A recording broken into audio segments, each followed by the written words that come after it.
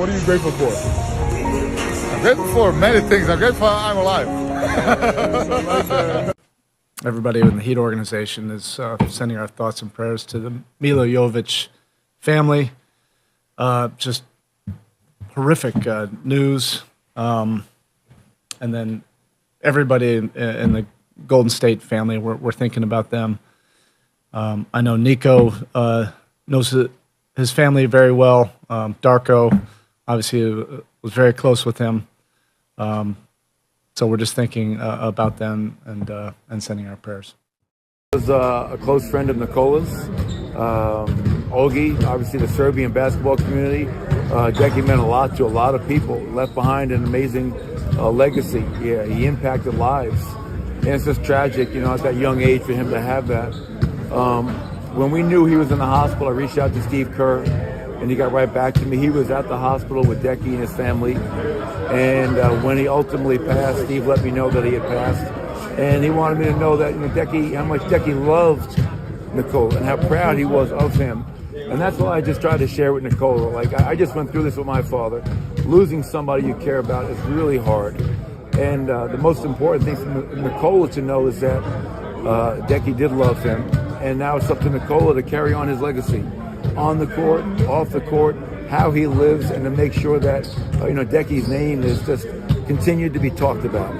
And it's unfortunate, and we all just are thinking about Deki and his family and the whole Warrior staff.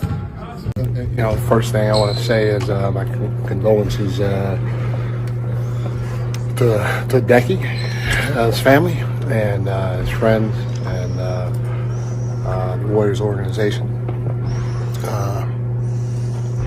You're a great man, and I don't even want to talk about the basketball stuff because great basketball mind, but great man, and he'll be sorely missed by everyone. How did you find out this morning? I knew the situation. Steve and I are pretty close. Yeah. And Steve and I have been texting for a while. Just in your time there, what did he mean to that organization? And he meant a lot because we're all kind of like a family, and so you have your ups and downs with a lot of different individuals at different times, and he never had an up and down with anybody. It was always ups, and that's a unique skill set to have in this business, especially when you command the type of respect that he commanded without getting too high or too low. He was here all the time, and the respect level was tremendously high, and that's very, very, very unique to be able to have that with not most guys or all the players, but all the coaches, all the players, the medical people, the front office people. He was just loved by everybody, and he loved back. Mike, you've been in the game for a long time, and these situations aren't easy. Like, what do you want the Warriors teammates and all that stuff like to move forward? How do they prepare for basketball again? I tell you what, I don't know. That's tough. I mean, obviously you have to keep moving forward in life. You can't stop. But sometimes we get lost in our own little world. And I know we had our last two losses were tough. And as a coach and being involved in that, you think, oh my God, it's the end of the world. And the reality of it is, what we do is it's a game, and it hopefully brings smiles to people's faces, or it gives people at least an escape from their daily lives, and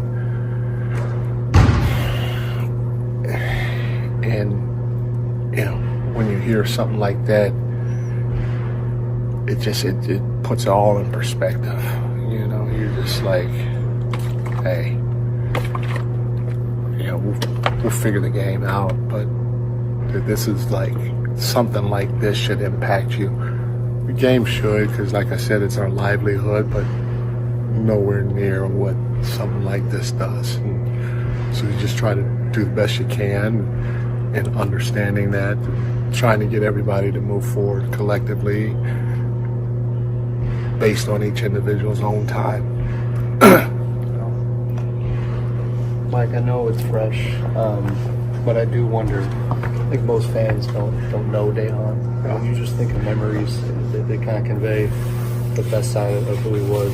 What comes in your mind? So the first thing, and you know, people say this all the time about people, and I think it's an overused explanation or term for big guys, but they say, "Oh, he's a big teddy bear." If you open Webster's, he should be by that term. If that term is in with, I know it's not, but he is a sweetheart of a giant man. He's a big guy. When you played, you know, he was an enforcer. He played with passion, but he's so sweet and so gentle and so intelligent, so approachable, and just a big teddy bear that you just want to, when you see him, just want to put your arm around him, you know. And for me, that's the first thing I think of when I think of Deki. Just his laid back, happy-go-lucky personality. It's special. Darko, I can only imagine how challenging today was for you personally and professionally. What did you say to the team before heading out for opening tip-off? I told my guys that I loved them. And opening play in the game was ATO that Deki, my friend, I learned that play from him, and that's what he brought to NBA. That's what he brought to Golden State. I stole that play from him, and that was our opening play tonight, and we were able to score on that one. So, you know, I dedicated this team win to our team and to Deki. He was a player. He was this undersized 5-man. He was 6'4", 6'5", and he was the best rebounder and double machine in EuroLeague. You know, he played for national team, and he was able to win a couple of European World Championships. He played for Partizan Belgrade, and he was such a big influence on young people. And then when he became a coach, he was lucky enough that one of his first jobs was to work with Team Mega in Belgrade, and he was coaching Nikola Jokic, among others. Like a lot of NBA players went through his hands and his influence, and he helped a lot of guys. He stayed there for 10 years as a head coach. He helped a lot of people to make a next step in their career. You know, last time we were together, he was talking about Serbia national team and his dream of one day being a head coach of Serbia national team, and we were talking about plans and all of that. And unfortunately, you know, he's not with us anymore to share dreams and goals. For the chain today, I think that like days like today are really interesting, right? When there's a lot of stuff happening, right? Trades are happening, people are moving all over the place. There's obviously a loss in the NBA, right? And I think that gives us perspective and allows us to realize what's really important in the world. And to me, what I was most moved by today was the care and love and compassion of our head coach. And he cared for that man, and we've lost him. And he ran the first opening play was Deki's play. You guys scored on that play. Thank you for scoring on that play. His care, his commitment, his love is tremendous. Coach, chain goes to you today. Yes, sir.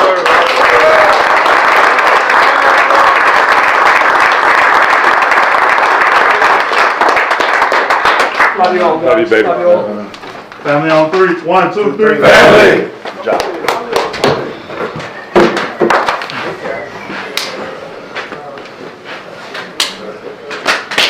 I don't even know what I did tonight. I forgot. I don't know. I remember warm-ups. I don't know what I was doing. I forgot a couple of my routine, but it is what it is. You know, like everyone else in Serbia, I think we couldn't believe the news was true, because that guy was a beast. you know, and always positive. You know, everyone remembers him as a guy who, if you complain to him, he was never the guy who complained first, but, you know, if you complain to him, he would always say like, hey, just laugh, man. You only live once. He was always saying that. And, you know, seeing how much of the impact he had, it's such a sad thing, you know, to see how much impact he has on a lot of players, people around the world. You know, one thing that I'll never forget, you know, he never chased his career. He is a great player, but he never chased his career, and he always wanted to live in, you know, family lifestyle with his kids in the good cities. He never chased money. Like, I feel that's a great example for everyone to live the life, you know, like, and his saying was like, he believes that if you don't like your life, there is no way you can like perform in your job you cannot maximize your job. You can perform, but you cannot maximize your potential if you're not happy in your life. Because sometimes, you know, people value more jobs and some other stuff. So, yeah, very, very sad day.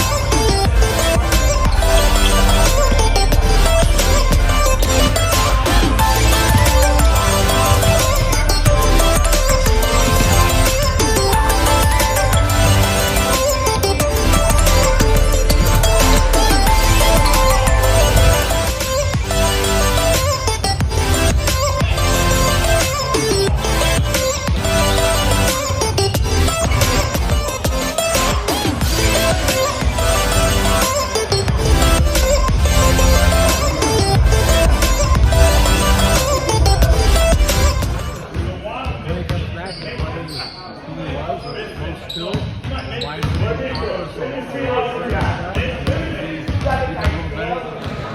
it like getting coached by Coach Dejan? It's been great. He's been working a lot with me on being aggressive around the paint, working on my touch, working on my finishes. That's something I struggled with a lot last year, and this year I feel like I'm making progress. Still got a ways to go, but I feel a lot more confident around there. He's been on me, watching film with me, the real honest with me, what I need to do better. So I feel like I'm getting better, and I like it.